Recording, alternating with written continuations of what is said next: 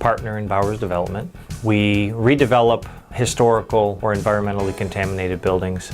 We consistently pick buildings that have either internal or ground contamination. We rehab them, we either develop them ourselves or on behalf of other developers, we develop the property and then flip it over to them. There's no shortage of towns in upstate New York that are not doing well. So the environmental contamination on buildings it's an extra hurdle that normal developers don't have to go through. They'll just choose another building. So the environmental building will sit there longer than normal. So we can go in and rehab it environmentally.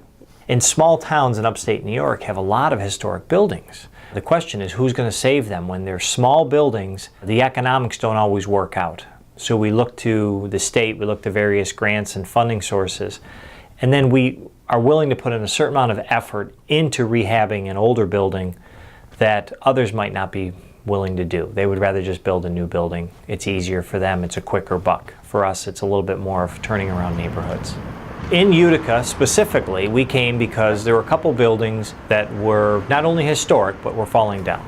New Century Club, 253 Genesee Street. It's called New Century. It was built in 1826, and then the second part in 1906, which is the New Century part. In that building, the roof was so bad that it started to actually deteriorate. And we bought the property. Literally, we told the mayor, we're going to have to buy this thing right away and get it shored up.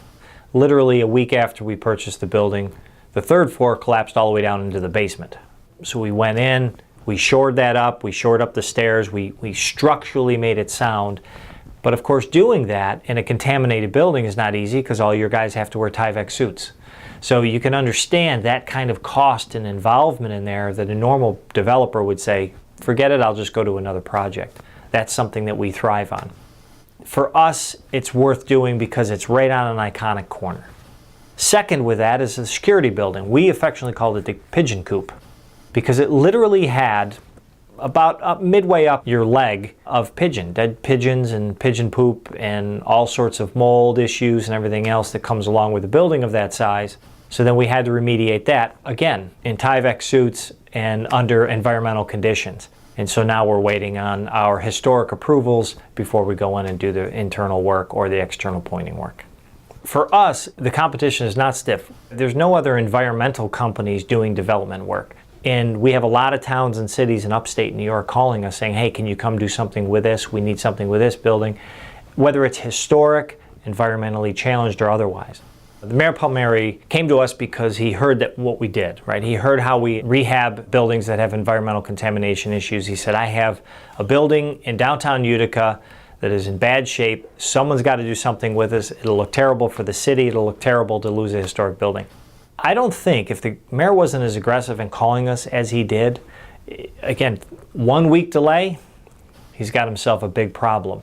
Same with security building. It wasn't going to collapse, but if you continue to let that roof leak, if you continue to let the water run through that place, that's another building that's gone.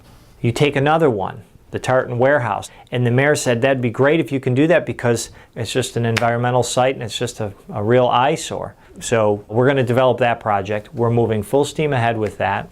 For us, if we can bring a project to that site and allow that to grow, that's a catalyst to turn that whole neighborhood, right? And that's our goal here.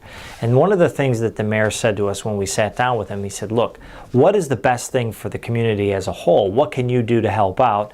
Obviously, the historic buildings, it's the broken window syndrome.